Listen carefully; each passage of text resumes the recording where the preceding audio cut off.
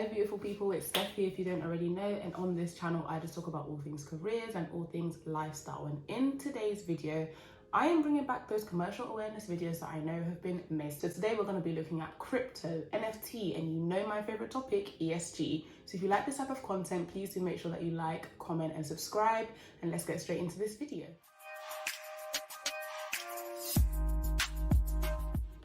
Okay, so first up, let's have a look at some crypto, and a really cool article that I came across over the past week was an article from Clifford Chance. So I'll of course link the article down below if you want to have a read of it for yourself. But the title of the article is MiCA EU reaches an agreement on the crypto assets regulation. Now, if you remember in my previous kind of commercial awareness videos, one of the really big things that I was saying around crypto was the fact that it's such an interesting area because it's not regulated properly yet. And by that I just mean that there isn't kind of one cohesive regulation, so either in the EU or in the UK or in any other kind of big economies where there's this kind of set rule for this is how you operate with crypto.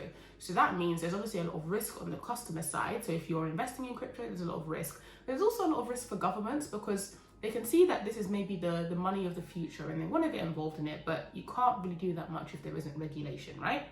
So it's interesting that such a big kind of entity, being the EU, has now come together on what they think is going to be their agreed crypto regulation. So let's have a little read. So we've got on the 30th of June 2022, it was announced that the EU trilogue negotiators had reached agreement on the regulation on markets in crypto assets. So the agreed text hasn't been published yet, and I will be keeping an eye out for it. But here's some of the things that it's going to be looking at. So the first thing is supervision. So we've got the competent authorities, CAs at member state level, will be responsible to supervise crypto asset services. So there's going to be some kind of regulator. Now that is super cool because if we think about other regulators, so for example, we've got people like the FCA, we've got the SEC in America, different regulatory bodies, right? How do they work? They give you a set of rules, they tell businesses that they have to comply by them, and if businesses don't, they'll either get fined or they'll get taken to court, and then they'll decide on what the kind of punishment, quote unquote, is going to be. So in terms of you as an aspiring applicant, what can you say around this? Well, you can say that A, you've been following the kind of crypto news in the sense that you know it's a big and booming area, it's almost $1 trillion industry now, and it's now finally starting to get regulated. And we can see that one of the big major players, i.e. the EU, is looking into how it's going to regulate cryptocurrencies. And if the EU puts in place some legislation, it's not necessarily a definite, but what could happen is that other big players might decide to follow. So the UK, when they're putting in place their regulation, might decide to follow something similar to the EU. America or the US, they might decide to follow something similar to the EU. The Asias, maybe Singapore, maybe Japan, they might decide to follow something similar to the EU. So this is actually quite key in terms of dictating how the landscape of cryptocurrency is going to look like in the next 2 to 5 years. So that's where you can kind of come in and show that, yes, you do understand this particular article, but you also understand on a wider scale what that's going to look like for the markets. Then, as I'm always mentioning in all of my videos, you then need to be able to tie that into the particular firm you are interviewing at or you're writing an application for. So like I said, this is from the Clifford Chance kind of website. So if you were interviewing at Clifford Chance, then this would be a great way for you to show that A, you've done your research into the firm because this is an article that they have written.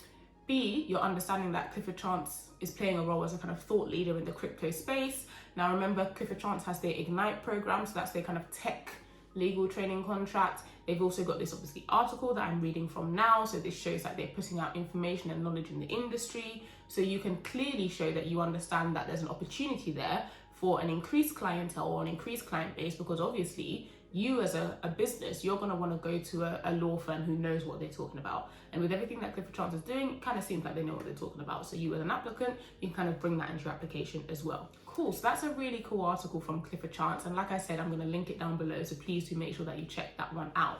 What have we got up next? The second article that again I found on Clifford Chance. So again, I will link this article down below, but there's also just a general cryptocurrency kind of roundup that I can link if you want to have a look at that as well. Is Japan to have the world's first clear regulatory framework for stablecoins. Now, for those of you who have been following my commercial awareness videos, alarm bells should be ringing because, and to be honest, I don't actually remember which video I did this in, so I'm going to have a look and then pop it on the screen. But in one of my recent videos, I spoke about the UK wanting to develop a stablecoin.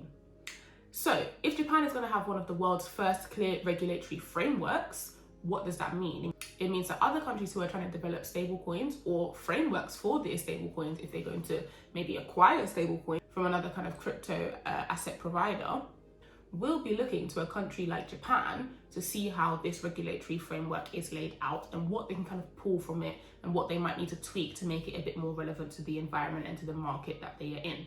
So you, again, as an applicant, what can you show? You can show that A, you're kind of showing your commercial awareness over time. Now, one thing that I personally see when I'm just speaking to kind of VAC schemers or other people who are interested in the law is that when they kind of get their head around commercial awareness, one thing that they do is just they mention a story that maybe happened 3-4 days ago, and that's not a problem. I mean, the previous article I just spoke about, for example, was from the 30th of June, and at the time that I'm recording this, that's about a week ago. So there's nothing wrong with speaking about very recent events. However, a true mark of commercial awareness, and this is why we say you should try to get into the habit of reading the news every day, is you showing that you understand that these things change over time and you understand how these little changes can link with one another and how they then therefore impact the legal markets and how it will impact the particular firm, how it will impact the clients, how it will impact the way you would want to conduct business as a law firm. So in reading this story, the first thing that you should be thinking about is, when else have I heard about stablecoins? When else have I heard about regulatory frameworks? When else have I heard about improvements in the cryptocurrency market? That sort of thing. And then when you're writing about it in your application, you're able to show that, yes, I found this particular recent news article, fine, but I also understand that XYZ happened 2 months ago, XYZ happened 3 months ago, and therefore you, as if we're using Clifford Chance as the example, should be doing XYZ. Hope that makes sense. Okay, cool. So that's it for the kind of crypto update. Now let's move on to my favorite ESG. So here we've got the proposal for CSRD being Corporate Sustainable Reporting Directive. And this particular article is from Allen & Overy. So like I said before, just make sure you're checking out the firms that are publishing these articles so that you can do a little bit more research into those particular firms. So from A&O, what have we got? The proposed CSRD, the directive, is going to amend the non-financial reporting directive and require certain companies to report on sustainability issues. So things like environmental rights, your social rights, your human rights, your corporate governance, all those sorts of things. Cool. Now, one reason why I actually like this article, aside from the fact that you can use it in your applications, is just the way it's laid out. And I think if you're someone who is just getting into this kind of area of commercial awareness and you're looking for a really easy and digestible article to kind of understand different areas, the way A&O seems to lay out these kind of articles are really, really helpful, because they'll have their opening paragraph, which kind of just summarizes what exactly is the thing they're talking about. So what is the CSRD?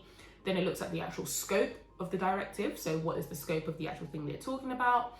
Then it looks at what is the actual impact going to be. So it's kind of very clearly laid out. So I think this is very, very helpful if you're just getting into things. That being said, let's get into this. So what is the actual scope of the application that has been agreed?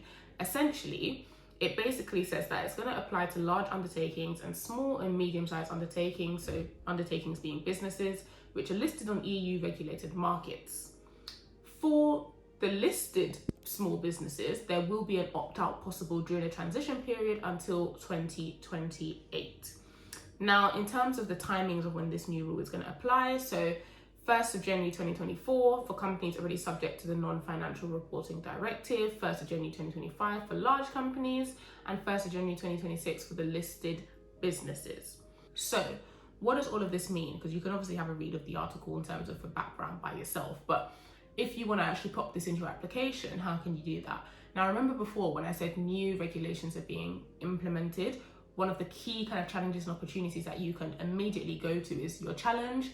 Well, you're not going to know what the effect of a regulation is until it actually comes in. So clients are always going to want to come and ask you, what should we do if X happens?